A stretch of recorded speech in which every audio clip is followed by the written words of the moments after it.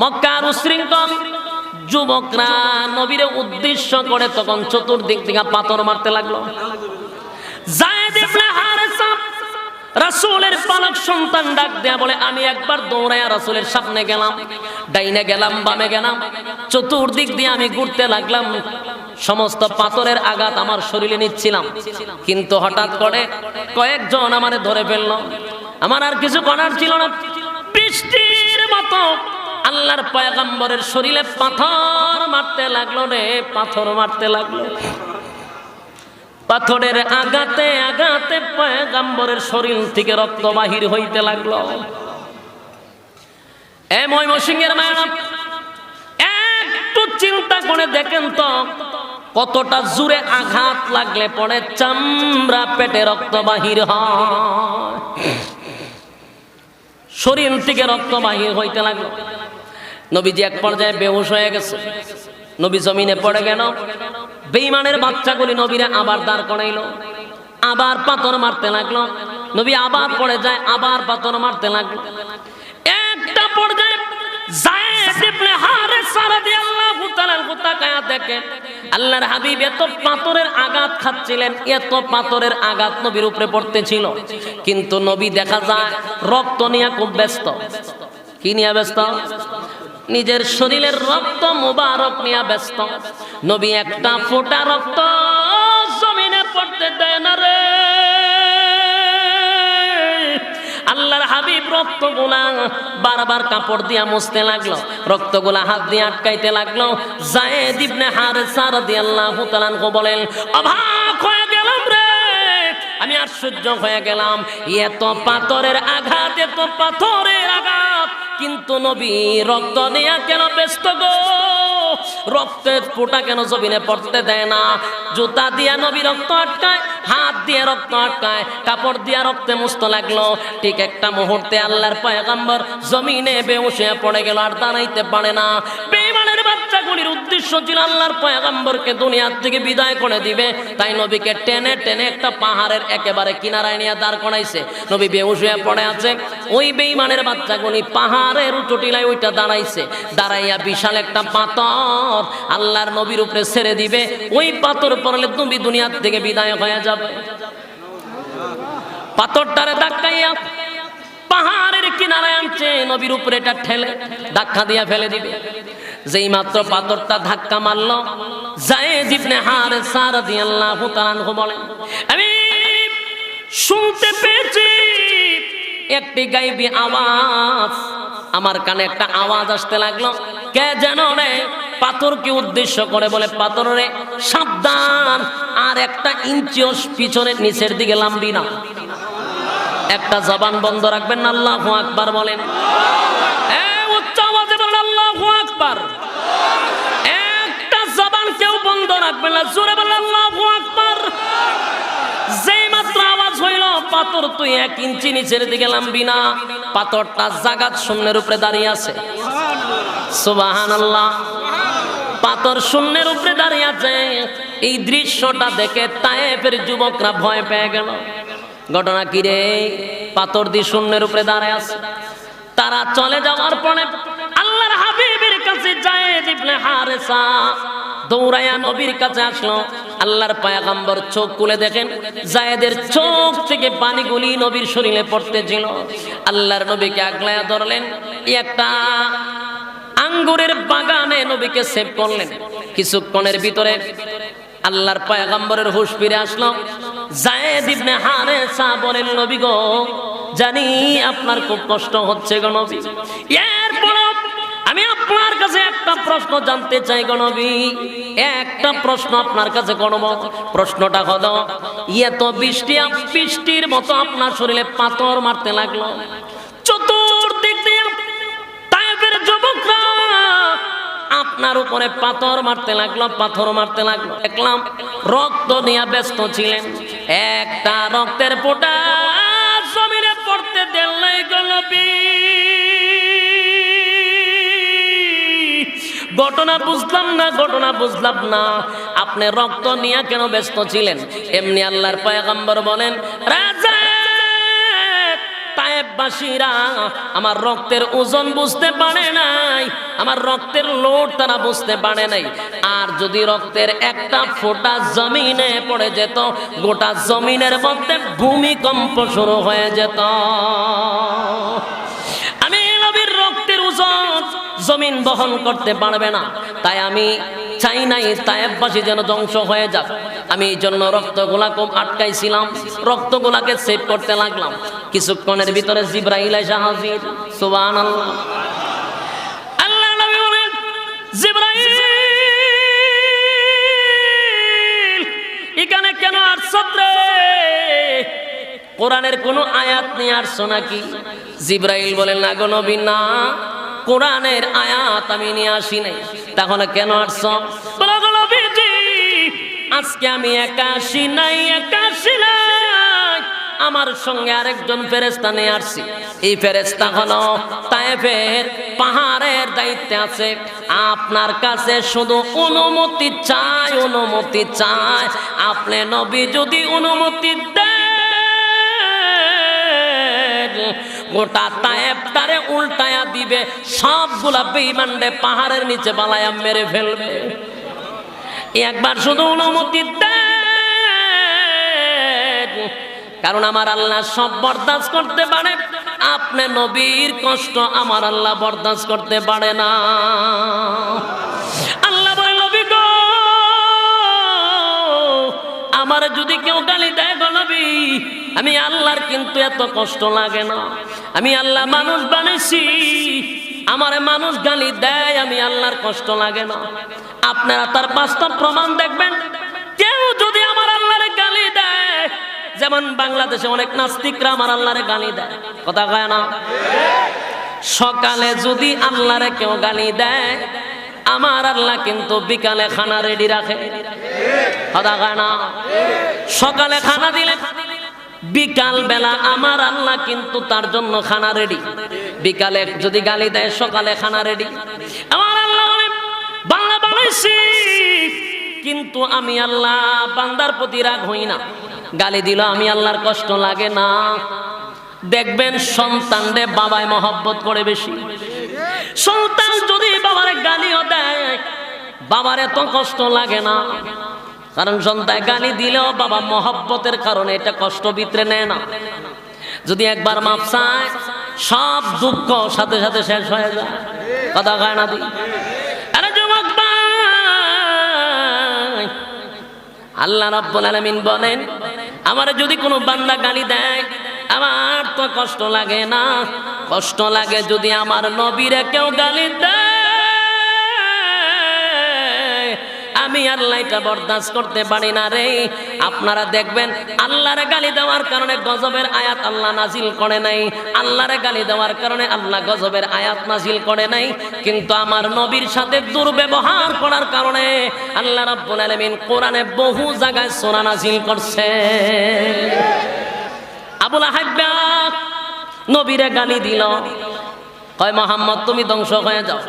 আল্লাহ সাথে সাথে রে দাঁত ভাঙা জবাব দিয়া বলেন, তাব্বাত ইয়াদা আবি লাহাবি ওয়া তাব্বা মা আগনা আনহু মালুহু ওয়া মা কাসাব সায়াসলা নারান যাতা লাহাবি ওয়া ইমরাআতু হাম্মালাতাল হাতাব ফি জিদিহা হাবলুম মিন মাসাদ। আল্লাহ রাব্বুল আলামিন বলেন, নবী গো, আবু লাহাব আপনারে গালি দিছে গো নবী, আপনাকে ধ্বংস হয়ে যাওয়ার জন্য বলছে। আমি আল্লাহ এর দাঁত ভাঙ্গা জবাবটা দেওয়ার জন্য আবু লাহাবরে শুধু ধ্বংস করলাম না, আবু জাহিল্লার বউরে ধ্বংস করলাম, তার ফোলাফুরিরে ধ্বংস করলাম, তার 14 গোষ্ঠী ধ্বংস করে দিছি। ধ্বংস হয়ে গেছে। এখানে শেষ নয়, উখবা নবীর চেহারার মধ্যে তুতো মাইরা নবীরে বেইজ্জতি করছে। আল্লাহ রাব্বুল আলামিন সাথে সাথে আয়াত নাজিল করে পয়গম্বরকে সান্ত্বনা দিল। ওয়া ইয়াউমা ইয়া'আদ্দু যালিমু আলা ইয়াদাই ইয়াকুলু ইয়া লাইতানি ইত্তাখাযতু মা'আর রাসূলি সাবিলা ইয়া ওয়াইলাতা লাইতানি লাম আত্তাখিজ ফুলানান খালিলা। আল্লাহ রাব্বুল আলামিন তখন নবীরে সান্ত্বনা দিল। তায়েফের ময়দানে নবীরে রক্তাক্ত করলো। আল্লাহ রাব্বুল আলামিন দুইজন ফেরেশতা পাঠাইলো, জিব্রাইলকে পাঠাইলো, গজবের ফেরেশতা পাঠাইলো। এবার জিব্রাইল বলে, নবী গো, অনুমতির অপেক্ষায় আছি গো নবী, একবার শুধু আপনি অনুমতি দেন, গোটা তায়েফবাসীরে তামা তামা করে ফেলবে। আল্লাহর নবী কয়, আমি যদি এখন অনুমতি দেই কি করবা? বলে, গোটা তায়েফবাসীটারে সমানে ধ্বংস করে দিব। আল্লাহর নবী বলেন, জিব্রাইল, আমি যদি দোয়া করি, তাহলে আমি যদি অর্ডার দেই, তায়েফবাসী ধ্বংস হবে। আমি নবীকে গজবের জন্য আসছি, লা গজবের জন্য আসছি না। আল্লাহর নবী বলেন, আমার তো আল্লাহর রহমতের জন্য পাঠাইছি। আমা আরসালনাকা ইল্লা রাহমাতাল লিল আলামিন। আল্লাহ রাব্বুল আলামিন আমারে পাঠাইলো একমাত্র রহমতের জন্য দুনিয়ার জমিনে।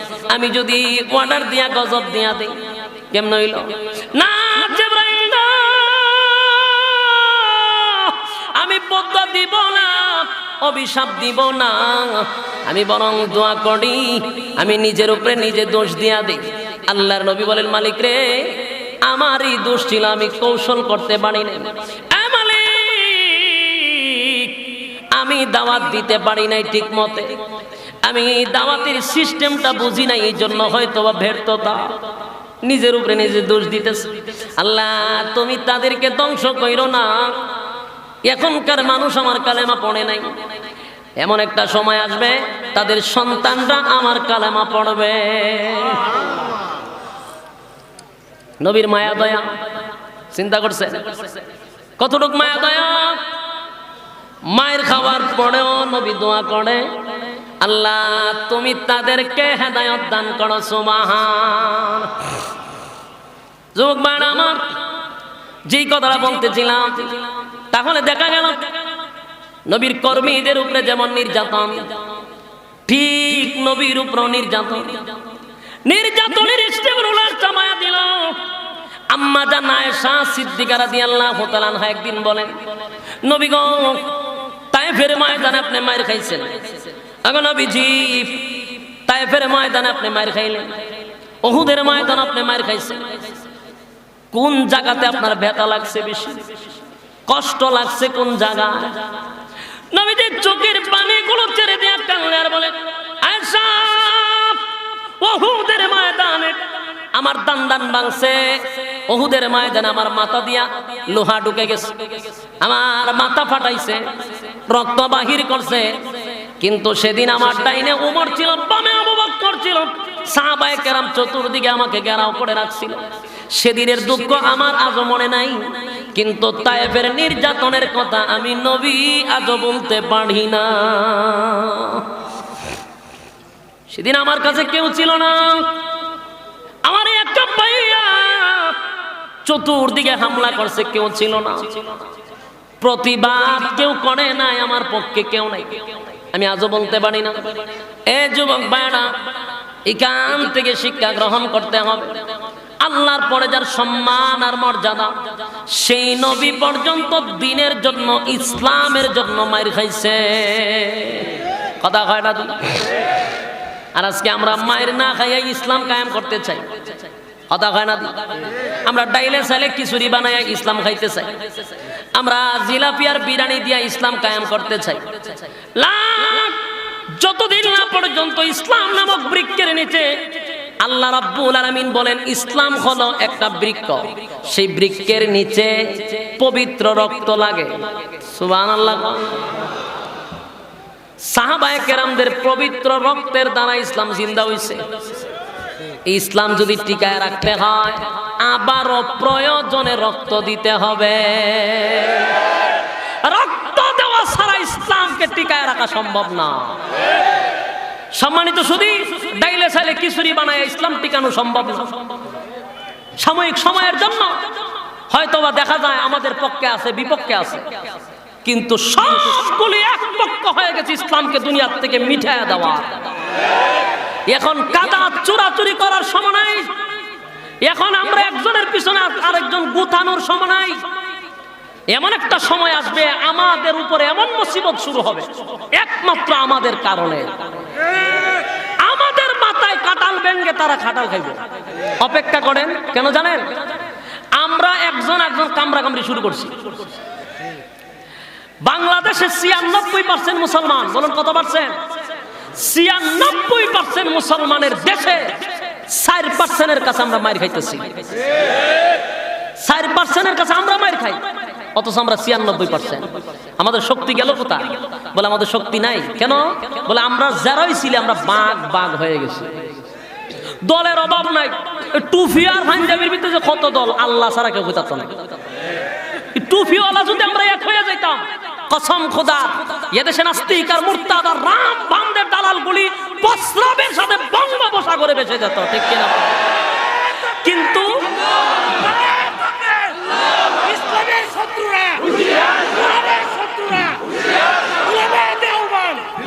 সম্মানিত শুধু আমরা টুপিওয়ালাকে বাংলাদেশে কম। আমার এক প্রশাসনের লোক একদিন আমার গাড়ি আটকাইছে, আটকায় কাগজপত্র দেখতেছে। আমার এক হুজুর একটা কথা বলে, আপনারা হুজুরের মতো এত দলকা প্রশাসনে আমার কয়। আমি কই কথাটা কইবার আগে তো ভাই আমার আসলে শিক্ষা হওয়ার দরকার যে আমি গাড়িতে বাড়িলাম কেন। আজকে আপনি আমার ওয়াজ করেন, আমি আপনার ওয়াজ শুনতে হইতেছে। আমার এবার ওয়াজ করে আপনারা হুজুরের মধ্যে এত দলকা, খালি কামড়া কামড়ি, খালি কামড়া কামড়ি। আমরা টুপিওয়ালার যদি এক হয়ে যাই, কসম খোদার বাংলাদেশে টুপিওয়ালার অভাব নাই। কিন্তু সমস্যা হলো আমাদের মধ্যে যেই পরিমাণ হিংসা ঢুকছে, এখন এক টুপিওয়ালা আর এক টুপিওয়ালা দেখতে পারি না।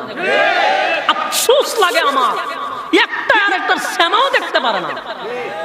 দেশে আবার ইসলামের স্বপ্ন দেখেন আপনারা, কারে দোষ দিবেন? আমাদের শত্রু তো আমি অন্যরা দেখতেছি না, আমাদের শত্রু আমরাই। একটা আর একটা দেখতে পারে না, খালি কাদা সুরা সুরি, ইডারে ডাক্কা মারে, ইডারে টালা মারে। টুপির ভিতরে পর্যন্ত আমরা দেশের রাজনীতি ঢুকাইছে। উষা টুপি হইলে আরেক দলের, নেশা হইলে আরেক দলের, খারা হইলে আরেক দলের, সুক্কা হইলে আরেক দেশের। এই টুপির গুতাগুতির সুডে আমি নিজে একটা টুপি বানাইছি, যে এটা আমার টুপি, কোনো দল নাই আমার। ওমা তো সুক্কা বললে কইটা অমুকের দালাল, উষা বললে কইটা হোমুকের দালাল। তেনে তোর কেউ দালালের দরকার নাই, আমি আমার নিজে বানাইছি, এটার নাম হই দিয়েছে আশরাফি টুপি। অহন খার দলের আছি দেখে লই, আমি আমার একক। কারণ টুপির ভিতরে আমরা দল ঢুকাই দিছি। আরে ভাই, একটা মানুষ জেনারেল শিক্ষিত, টুপি একটা পাইছে ফিনছে, এটা তো দেখা যায় অমুক দলের রে, অথচ কিন্তু দল বুঝে মাথার দিছে না, টুপি একটা পাইছে মাথার দিছে, হেরে লয়ে গেছে দল। এই দেশে ইসলামের স্বপ্ন কেমনে দেখেন? আমাদের এক হওয়া দরকার। যেই পরিমাণ কাদা সুরাসুরিটি ফেসবুকে ঢুকলে দেখা যায়, যতটা গুতাগুতি করে প্রোফাইল পিকচার টান দেয় না, দেখা যায় মৌলবী, শার্ট প্যান্টওয়ালা দেখি না, খালি মৌলবী দেখি। কেন এত চুলকানি কেন? জাতির আর কত হাসাবেন আপনারা? জাতিরে হাসায়েন না। ঐক্য ছাড়া বিকল্প কোন রাস্তা বাংলার জমিনে নাই। সমস্ত প্ল্যাটফর্ম এক জায়গায় হতে হবে, সমস্ত পীরেরা এক পক্ষে হতে হবে, সমস্ত উলামায়ে কেরাম এক প্ল্যাটফর্মে আসতে হবে। আজকে আমাদের দলাদলির কারণে আমাদের বিজ্ঞ উলামায়ে কেরাম আজকে সাইড দেওয়ালের ভিতরে বন্দী। কেন? আমরা একটা আর একটা, এটা হেমুকের দল, এটার নিচে বালুছে, ওটা অমুকের দল, এটার নিচে বালুছে। তোমার যে নিত না, কতক্ষণ সময় লাগবে? বাড়াম তোমার উপরে শুরু হইব, খালি সময়ের অপেক্ষা করো। কামরা কামড়ি করতেছ না, কইরা তো আরো মানুষের মন থেকে সরাইতেছে। যাই হোক, একটা লোককে ভালোবাসতাম, হের কামরা কামড়ির গুতাগুতি হইতাম, দূর তোর শুদ্ধ উষ্টুরি দেখতে পারি না। প্রত্যেকটা মানুষের ভিতরে এমন ঘৃণা সৃষ্টি করতেছে। কেন ভাই? আমরা জাতির রাহবার, আমাদের মধ্যে যদি এত হিংসা থাকে, তো জাতি আমাদের কাছ থেকে কি শিখবে? এই জন্য আমাদের দিল থাকতে হবে দরদ দিল। আমরা সবাইকে বুকে টান দিয়ে আনবো। যদি আপনার ভিতরে হিংসা থাকেও, এটা ভিতরে কবর দিয়া দেন, দিয়া হইলো একজনের বুকে টান দিয়ে আনেন। আমি খারাপ, আপনি তো ভালো, কথা হয় না। আমি খারাপ কিন্তু আপনি ভালো না, তো আপনি ভালো মানুষ, আমার মতো খারাপ মানুষ, সেটা যদি ভালো করতে পারেন আলহামদুলিল্লাহ, কথা হয় না। মানে আমি খারাপ, আপনি ভালো, ভালো মানুষ সিলাইতে দেন, হ্যাঁ খারাপ, এর সদ্য গোষ্ঠী বয়কট করে দেন, তাহলে আপনি ভালো নেন কেমন? আপনি ভালো মানুষের গুণ হবে আমার নিয়ে আপনি ভালো করেন, আপনি আমার মহব্বত করে কাছে নেন, এটা হলো আপনার গুণ। আমাদের মধ্যে গুণটা নাই, আমাদের মধ্যে শুধু টানা টানি, হেসরা হেসরি, এগুলো আমাদের ভিতর থেকে সরাতে হবে। পারবো তো ইনশাআল্লাহ? কারে কইতাছি? আমরা নিজে কইতাছি, আপনারা না। দোয়া করেন আমাদের জন্য। সম্মানিত শুধু আল্লাহর রাসূল ছিল আল্লাহর পরে যার সম্মান আর মর্যাদা, সেই নবীরও ইসলামের জন্য, দ্বীনের জন্য নবীর শরীরে রক্ত ঝরাইছিনি। কিন্তু সাহাবায়ে কেরামরা 313 জন মিল্লা গোটা বেঈমান গোষ্ঠীরে ধ্বংস করে দিল। কেন? ঐক্য ছিল। কি ছিল? ঐক্য ছিল, এক ছিল। আমরা আজকে বাংলাদেশে 96%। আমরা যদি খালি এক হই, এদেশে হেরা ফালাইবার রাস্তা পাবে না। যদি আমরা কালকে এক হই, পরের দিন একটা থাকবে না। কিন্তু আমরা এক হইতাম না, হেরাও যাইতো না। ঠাডা আমরা কপালে ভর্তি থাকবো, অপেক্ষা করতে থাকে। সম্মানিত শুধু আসুন, রাসূলের উপরে নির্যাতন, সাহাবায়ে কেরামদের উপরে নির্যাতন, যেখানে পায় সেখানে মারে, যেখানে পায় সেখানে মারে। নির্যাতনের স্টিম রুলার চাপায়া দিছে। সাহাবায়ে কেরামরা একটা পর্যায়ে রাসূলের কাছে আইসা বলতেছে, আপনি আল্লাহর কাছে কোন আমরা যেন আল্লাহ সাহায্য করে, আর পারতেছি না। কেউ আল্লাহ বলার কারণে জিহ্বার মধ্যে প্যারাক মেরে দিছে। আসিনি নাউজুবিল্লাহ এলাকা এটি কই রাখছে? মোমো শিখাইলে এই সমস্যাটা, গুথা না দিলে আওয়াজ বেরো না। আপনি তো আজকে আল্লাহ বলতে পারতেছেন, কিন্তু আল্লাহ শব্দটা জবান দিয়া বলা গেছে না, প্যারাক মেরে দিছে। বেলালের জিহ্বার মধ্যে প্যারাক মেরে দিছিল, জিহ্বা ফুইলা গেছিল। গলার মধ্যে রশি লাগায় মরুভূমিতে টানতো। অপরাধ কি? ঈমান আনার কারণে। এরপরে রাসূল তাদেরকে আদেশ করতেছেন, তোমরা মন খারাপ করবা না। আল্লাহর পক্ষ থেকে সাহায্য আসার আগে আগে যদি তোমরা শাহাদাত বরণ করো, আমি রাসূল ওয়াদা দিছি তোমাদের জন্য জান্নাত ওয়াজিব হয়ে যাবে। তো রাসূল সান্ত্বনা দিছে। ঠিক এই মুহূর্তেই নির্যাতিত মুসলমানদেরকে সান্ত্বনা দেওয়ার জন্য আল্লাহ রাব্বুল আলামিন এই ঘটনারে কেন্দ্র কইরা সূরা বুরুজ নাজিল করে দিয়েছে। সান্ত্বনা দিচ্ছে। এই সূরা বুরুজের ভিতরে যে ঘটনাগুলি আল্লাহ তুলে ধরছেন, এই ঘটনাটা রাসূল দুনিয়াতে আসার বহু বছর আগের ঘটনা। বলুন, রাসূল দুনিয়াতে আসার পরে না আগে? প্রায় 70-80 বছর আগের ঘটনা। তখনকার এক জালেম শাসকের ঘটনা, তখনকার এক জালেম বাদশার ঘটনা। আল্লাহ রাব্বুল আলামিন রাসূলের নবুয়ত পাওয়ার পরে সাহাবায়ে কেরামদেরকে সান্ত্বনা দেওয়ার জন্য সেই ঘটনা শুনাইয়া মুসলমানদের ঈমান চাঙ্গা করে দিয়েছে। সুবহানাল্লাহ। ঈমান কিভাবে চাঙ্গা হইল শুনতে চান আপনারা? ধৈর্য আসেনি না? সাইরা দিতা, সাইরা দিলে ডাবল সুবিধা, আমার অসুবিধা না। আপনারা যদি শুনতে চান তাহলে আমি আলোচনা করতে পারি।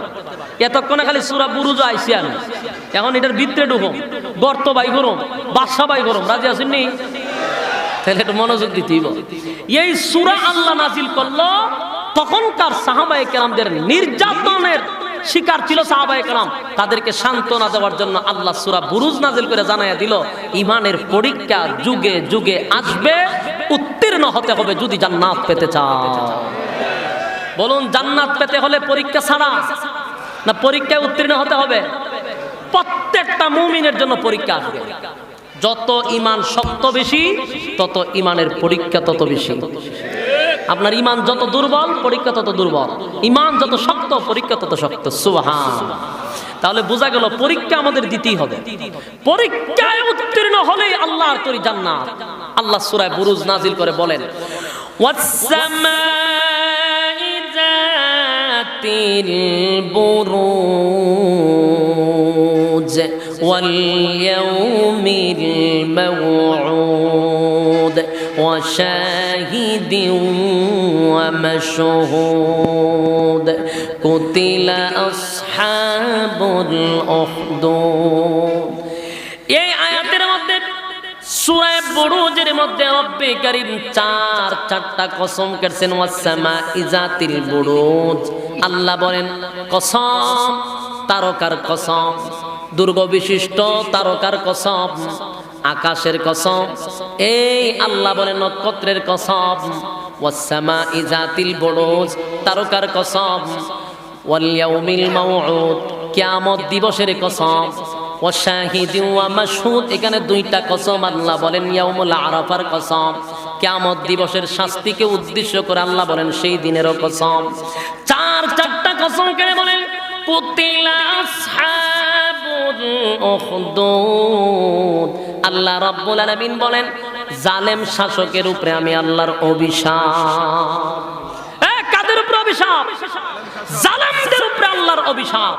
তখনকার জালেম, এখনকার জালেম, পরবর্তীতে জালেম, কিয়ামত পর্যন্ত যত জালেম আসবে সব জালেমের উপরে আল্লাহর কি? আল্লাহর অভিশাপ। জালেমদের উপরে আল্লাহর অভিশাপ। এরপর আল্লাহ বলেন গর্ত খননকারীর উপরে আমি আল্লাহর অভিশাপ। তাহলে গর্ত খনন করলো কে? এই সূরার ভিতরে গর্তের কথাও আছে। তখনকার যুগে একজন বাদশা ছিল। এই বাদশা নিজেকে খোদা দাবি করত। বলুন কি দাবি করত? আপনারা জানেন ফেরাউন দাবি করছে, নমরুদ দাবি করছে, এই বাদশাও খোদা দাবি করছে। মানুষকে বলতো আমি তোমাদের রব, আমি তোমাদের প্রভু। তো মানুষ তার পায়ে সেজদা দিত। কথা বুঝতেছেন? মানুষ তার পায়ে সেজদা দিত। ঘটনাক্রমে একটা যুবক ছিল জাদুবিদ্যা শিখত। এই যুবক যাচ্ছিল রাস্তা দিয়ে, হঠাৎ এক জায়গায় ওয়াজ হয়। তো এক পাদ্রীর মুখ থেকে ওয়াজ শুনতে শুনতে তার ওয়াজটা খুব ভালো লাগছে। সে এই পাদ্রীর হাতে হাত ধরে কালেমা পড়ে ঈমান আনছে। কথাগুলি মনোযোগ দিয়ে শুনেন। ঈমান আনার পরে যুবক চিন্তা করলে এই পাদ্রী তো সুন্দর সুন্দর কথা বলে, তার কথা তো অনেক মজা। বাদশা যে খোদা দাবি করে এটার আবার অস্তিত্ব কি? পাদ্রী যে খোদার গোলামি করে সেটাই তো সঠিক কথা, যা বুঝলাম। গোপনে ঈমান আনছে। কিছুদিন যেতে না যেতেই যুবক একবার রাস্তা দিয়া যায়, খালি মাথার মধ্যে একটা টেনশন, বাদশা খোদা সঠিক না পাদ্রীর খোদা সঠিক। এটা নিয়ে তার মাথার মধ্যে প্রচুর চিন্তা যে আমি খারে খোদা মানবো। বাদশাও খোদা দাবি করে, পাদ্রীও তার আরেকজন খোদা দাবি করে। এই ভাবনা মাথায় আসার পরেই রাস্তা দিয়ে যাইতে গিয়ে রাস্তার মধ্যে দেখে বিশাল এক প্রাণী বসা। মনে করেন একটা বাঘই বসা। এখন দেখে বাঘের যন্ত্রণা, এই বাজুর মানুষ আসতে পারে না, ওই বাজুর মানুষও যাইতে পারে না। এখন যুবক কয় আজকে আমার একটা পরীক্ষা হবে। পরীক্ষা হলো পাদ্রীর খোদা যদি সঠিক হয়, দিল মারার সাথে সাথে যেন প্রাণীটা মারা যায়। বাদশা যদি খোদা হয় তাহলে প্রাণী যেন না মরে। আল্লাহ তার দোয়া কবুল করছে। বুঝতেছেন কথা? এটা কিন্তু কোনো গিচ্ছা না। আপনারা যদি মনে করেন হুজুরে মনে গিচ্ছা কয়, গিচ্ছা না, এটা সূরা বুরুজের তাফসীরের মধ্যে ঘটনাটা উল্লেখ করা হয়েছে। এখন আসুন, যুবক যেই মাত্র ঢিল মারলো, বাঘটা জাগাত মারা গেছে। কোন বর্ণনায় আছে বাঘটা কিন্তু চলে গেছে, ধরুন মরে গেছে। মরে যাওয়ার পরে দেশের মানুষ যারা উপস্থিত ছিল এরা দেখিয়া কয় সর্বনাশ, এই যুবকের ভিতরে কিছু একটা। কারণ আমরা বাংলাদেশ হইলে তো আরো সারছি। বাংলাদেশও ফু দিয়া ডিম ফাটাইলেই বেড়া বেড়ি সিরিয়াল ধরে, বাবার ভিতরে আছে। বাবায় যদি ল্যাংটা থাকে এরপরে কয় আছে। ওহম যদি কই কিতা আছে রে দেখাই দিলেছে, কয় মুখ সামলায় কথা বলবেন, ওনার ভিতরে যা আছে আপনার ভিতরে তা আছে। এরকম আমাদের সাথে তর্কও করে। তো ওই যুবকে যখন বাঘ মারছে, বুঝেননি তার জনপ্রিয়তা কি পরিমাণ বাড়ছে। মহিলা পুরুষ সব দলে দলে লাইন ধরছে। আর আল্লাহ তার মধ্যে এমন কিছু গুণ দিছে, সে যখন কাউরে ফু দিত অথবা দোয়া করত, রোগ ভালো হয়ে যেত। কুষ্ঠ রোগী আসলে আল্লাহর কাছে দোয়া করলে ভালো হয়ে যায়। কারো চক্ষু না থাকলে দোয়া করলে চক্ষু ভালো হয়ে যায়। সুবহানাল্লাহ। গোটা দেশের মানুষের মধ্যে লারা পড়ছে, এই যুবক তো মারাত্মক, তার কাছে গেলে রোগ ভালো হয়। তো বাদশার দরবারে একজন মন্ত্রী ছিল। মন্ত্রী ছিল না দুইটা চক্ষু, সে অন্ধ ছিল, দেখতো না। তো চক্ষু যখন দেখে না, এর খানের মধ্যে খবর গেছে অমুক জায়গায় গেলে তোমার চক্ষু ভালো হবে। এক যুবকে চোখ ভালো করে দেয়। বলুন তো দেখি, যার জীবনে চক্ষু নাই তার চক্ষুর প্রতি আকর্ষণ আছে না নাই? মানে তো দুনিয়া দেখে নাই।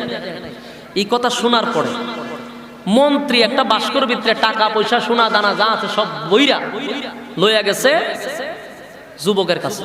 গিয়া কয়, যুবক, এটার ভিতরে যত টাকা পয়সা আছে সব তোমার। কেন? বিনিময়ে চক্ষু ভালো করে দিবা। যুবক কয়, চক্ষু তো আমি ভালো করি না। কথা বুঝতেছেন? জিগায় চক্ষু ভালো করে কে? যিনি ভালো করেন তিনি হলেন আমার রব আল্লাহ। জোরে কর না। করুন আর গুরুস্থান দাঁড়ায় কবর জিয়ারত করুন সমান। এতগুলা মানুষ এরার মুখ দিয়ে আওয়াজ বাই করতে পারি না। আহা, ময়মনসিংহ এর মানুষ বেশি সরল। কত সরল বালান একটু আওয়াজ দিয়ে। সম্মানিত সুধী, ভালো করে কে? আল্লাহর নাম লইতে কি কষ্ট? জবান যদি বন্ধ জায়গার পরে কিতা করবে? আল্লাহর নামটা তো জুড়ে বলা দরকার। দেখছেন নি ভারতে এক মহিলা আল্লাহর নাম নেওয়ার কারণে গোটা দেশের মধ্যে কম্পন সৃষ্টি হয়ে গেছে। আমরা যে ঠিক কোন আপনারা লজ্জা লাগে না? আপনারা কয়বার আল্লাহু আকবার কইছেন? একটা বোনের আওয়াজ গোটা বিশ্বকে তুলফার করে দিছে। সোশ্যাল মিডিয়াতে 70% উপরে আল্লাহু আকবারের স্লোগান চলছে এবং তার পা থেকে মাথা পর্যন্ত পুরাটা ছিল কলজা কলজা। কতগুলা রাম ভামদের সামনে জয় শ্রীরামের স্লোগান চলছিল, তখন আমার বোন মুস্কান বলেন আল্লাহু আকবার, আল্লাহু আকবার, আল্লাহু আকবার। এই আওয়াজ দিয়ে বলেন লিল্লাহি তাকবীর, লিল্লাহি তাকবীর। আল্লাহু আকবারের কথার মধ্যে এটেন বোমার চেয়ে আরো পাওয়ার। এটা আমার বোন মুস্কান দেখায় দিছে। গোটা বিশ্ব কাঁপছে তার আওয়াজে। বাপরে বাপ, আমি যখন ভিডিওটা শুনি কয়েকবার দেখি যে আওয়াজটা দিচ্ছে, বাস্তবে যখন দেখি মাটিটা কাঁপতেছে। তার কথার মধ্যে স্পিড দেখছে কি জজবা তার ইমানের মধ্যে। আল্লাহু আকবার কয়ে যখন স্লোগান দেওয়া শুরু করছে, আমার মনে হয় রাম বামদের প্রস্রাব শুরু হয়ে গেছে। এটার মধ্যে এত পাওয়ার, এত পাওয়ার। তা আপনারা আওয়াজ দিতে বড় লজ্জা করে, ঠিক না? একটা বোন যদি আল্লাহু আকবারের তাকবীর দিয়ে গোটা বিশ্ব খাবাইতে পারে, আপনি কি এই তারাখান্দা খাবাইতে পারেন না? কথা হয় না? অন্তত তারাখান্দাটা খাবাই দেয়।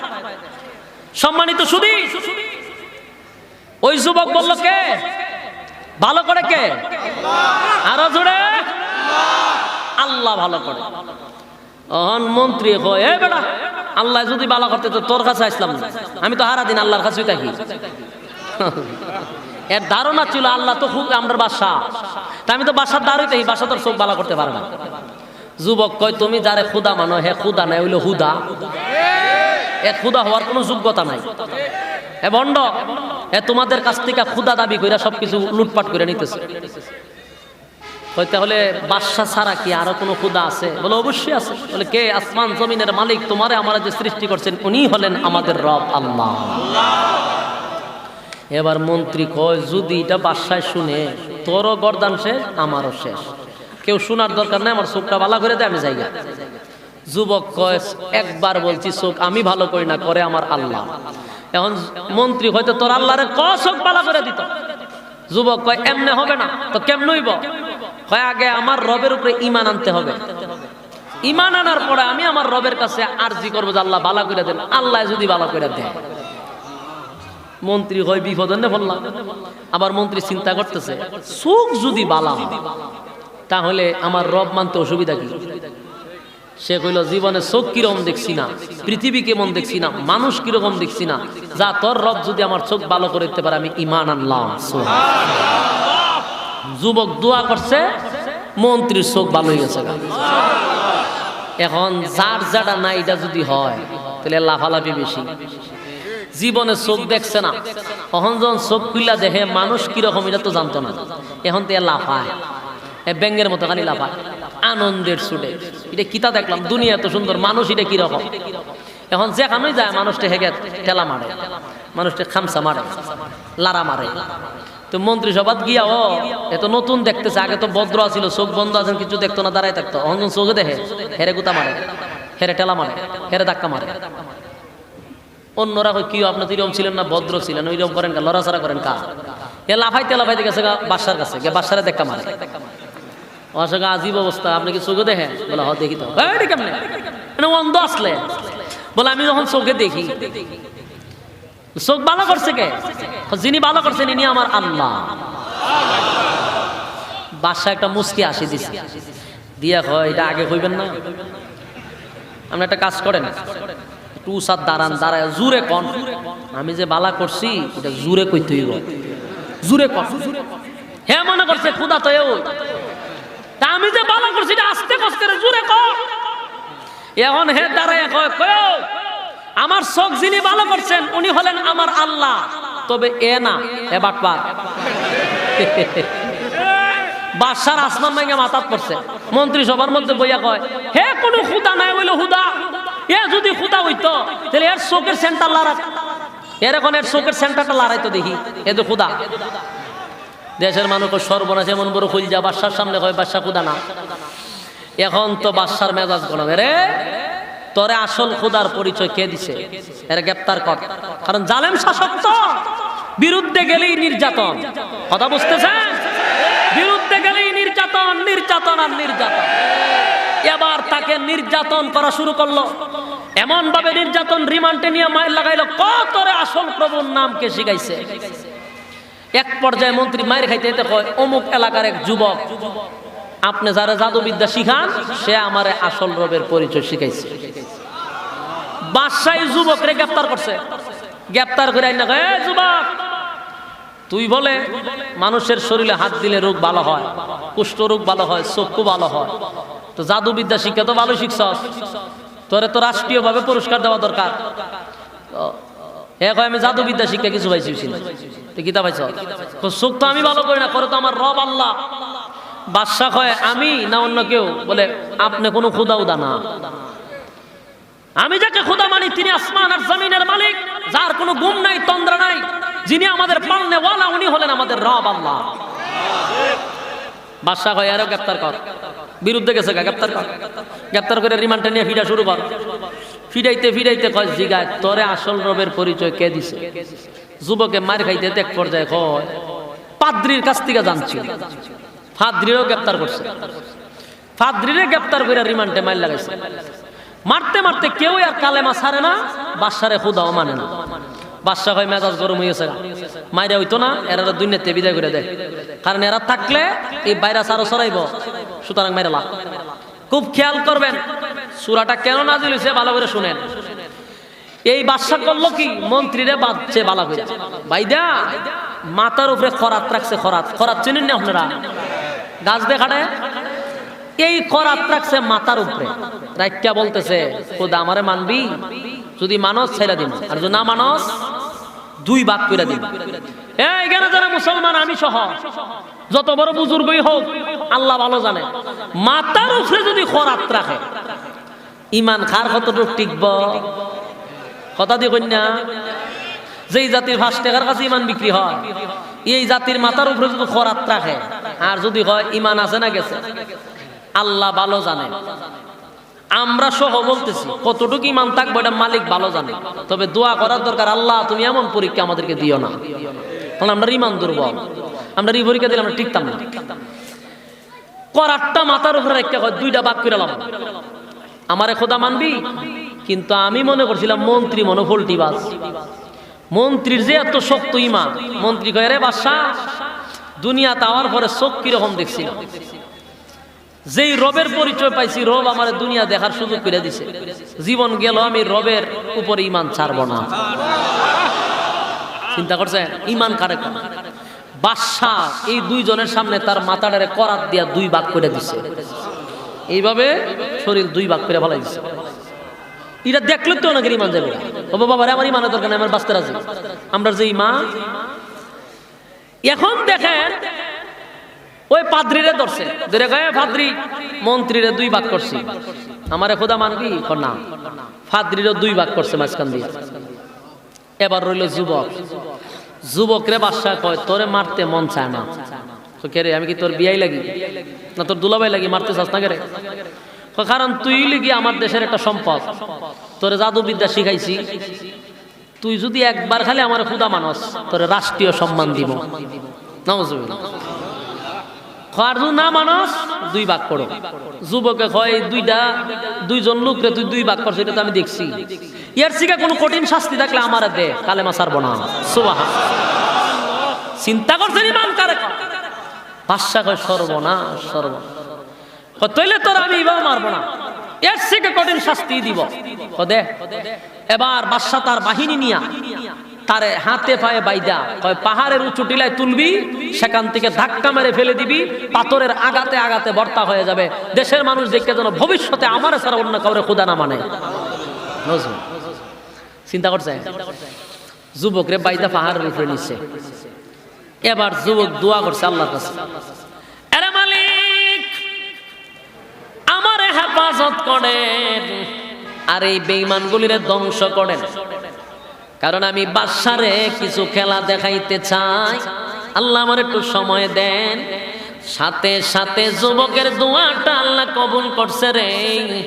যেই বাহিনীরা তারা নিয়ে আসছিল, ওই বাহিনী পাহাড়ের উপরে ধ্বংস হয়ে গেছে।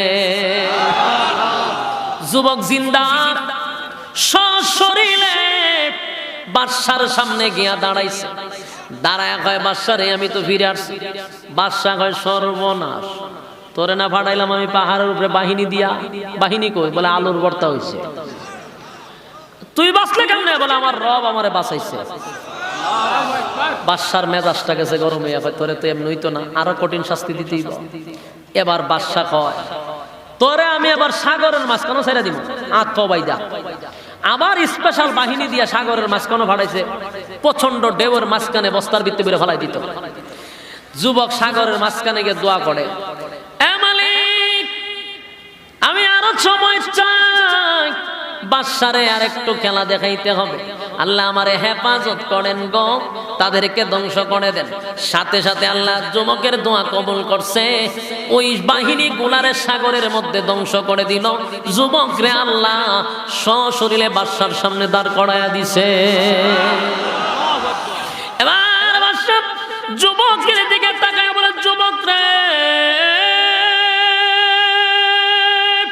আমি আশ্চর্য হয়ে গেলাম, ট্রেনিং প্রাপ্ত সেনাবাহিনী দিয়া আমি পাহাড়ে পাঠাইলাম, সেখানে আমার বাহিনী মারা গেল।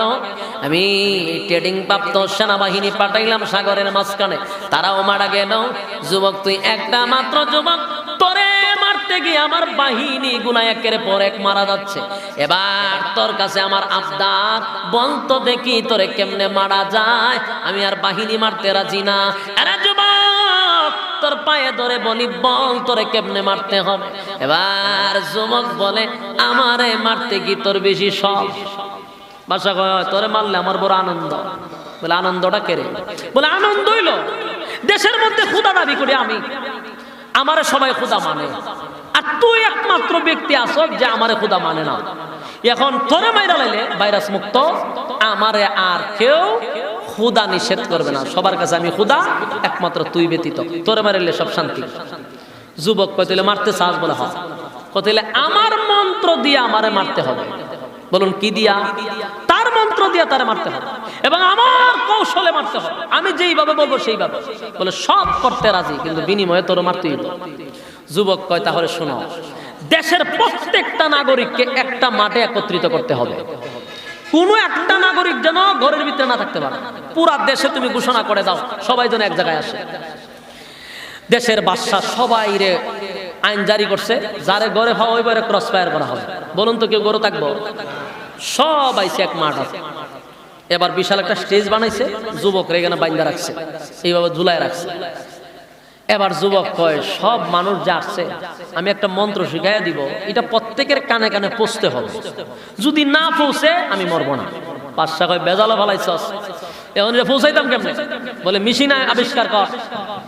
এখন মানুষকে শোনানোর জন্য আওয়াজ যেইভাবে শোনানো যায় সিস্টেম করছে।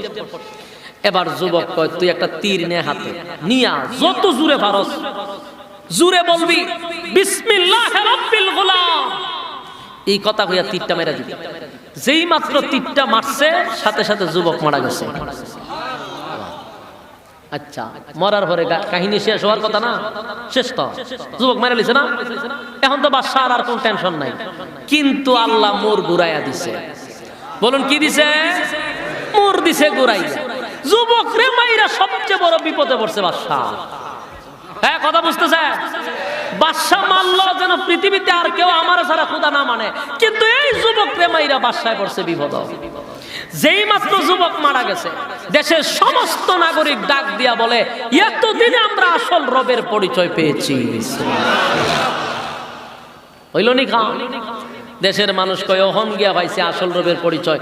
এই বাদশা তো খুদা না, আমরা এখন বুঝতে পারছি সে কোনো খুদা হতে পারে না, সে হুদা। সুতরাং আজকের থেকে আমরা বুঝতে পারলাম এই যুবকের খুদাই হলো সঠিক খুদা। বাদশা যদি খুদা হইতো, তাইলে তো বাদশা সর্বপ্রথম এই যুবকরে মারতে পারতো। কথা হয় না? পাহাড়ে নিল, মারতে পারলো না। এরপরে যেই যুবকরে পাহাড়ে নিল মারতে পারলো না, সাগরে নিলে মারতে পারলো না, শুলিতে ঝুলাইলে মারতে পারলো না, তার মন্ত্র দিয়া তারে মারলো। বোঝা গেল তার প্রভুর নাম নেওয়ার কারণে সে মারা গেছে। এই প্রভুই হলো সঠিক প্রভু। আমরা তার উপরে ঈমান আনলাম, সুবহানাল্লাহ। দেশের লক্ষাধিক মানুষ কালেমা পড়ে সব ঈমানদার হয়ে গেছে। বাদশার খবলা ঠাড়া পড়ছে নি, কিন্তু বাদশা হলো জালেম শাসক। বলুন বাদশা জালেম। যেই মাত্র কালেমা পড়ছে সবাই, বাদশার চান্দি পুরা গরম। হেরে মারলাম কয়জন? 3 জন। মারছে কয়জন? কালেমা পড়ছে কয়জন? লক্ষাধিক। সুবহানাল্লাহ কইতেন না? বাদশার পুরা চান্দি গরম। মারলাম 3 জন, তখন কালেমা বলল লক্ষাধিক। এখন কি করা যায়? এখন কি করা যায়? কিন্তু বাদশা তো জালেম। বাদশা সিদ্ধান্ত নিছে, খুদা যদি আমার না মানে দেশের সব মাইরালাম। নাউজুবিল্লাহ বাড়ি দিয়া, খুদা যদি আমার না মানে দেশের সব মানুষ মাইরালাম, দেশের সব মানুষ মাইরালাম। ওই দেশের মানুষ মারার জন্য সে সিদ্ধান্ত নিল। এই জালেম শাসক সিদ্ধান্ত কি নিল চিন্তা করেন। এ বিশাল একটা গর্ত খনন করছে। 1 নাম্বার গর্ত পাইছেন? কথা কয় না? বিশাল গর্ত খনন করছে। আল্লাহ বলেন, কুতিলা আসহাবুল উখদুদ আন-নারি যাতিল ওয়াকুদ ইযহুম আলাইহা কুউদ ওয়া হুম আলা মা ইয়াফআলুনা বিল মুমিনিনা শুহুদ। আল্লাহ রাব্বুল আলামিন বলেন, আপনার সাথী সঙ্গীদেরকে জানায়া দেন, ইমানের পরীক্ষায় যদি উত্তীর্ণ হতে পারে আমি আল্লাহ তাদেরকে পুরস্কৃত করব। যুগে যুগে অনেকে ইমানের পরীক্ষা দিছে। ওই বাদশার কথা আল্লাহর রাসূলকে আল্লাহ নিজে শোনায়া দিছে। কথাগুলো মনোযোগ দিয়ে শুনেন, শেষ হইছে না কিন্তু, লইরেন না, মজা হইছে। আমরা যদি লড়াচড়া করেন তো ছেড়ে দিই। কথাটা শুনলেন, গর্ত কিন্তু খনন করে লাইছে, বিশাল গর্ত। কেন? ওই যে কালেমা পড়ছে, কত বড় জাহেল চিন্তা করেন, দেশের সব মানুষ মেরে নিতে সিদ্ধান্ত নিছে। ও সব মেরালাম, দেশের নাগরিক মেরালায়। কিয়ামত পর্যন্ত এমন জালেম শাসকদের বিরুদ্ধে কথা বললে আপনার দেশের সব মাইরা ফেলাইতে পারবে, শুধুমাত্র তাদের স্বার্থের জন্য।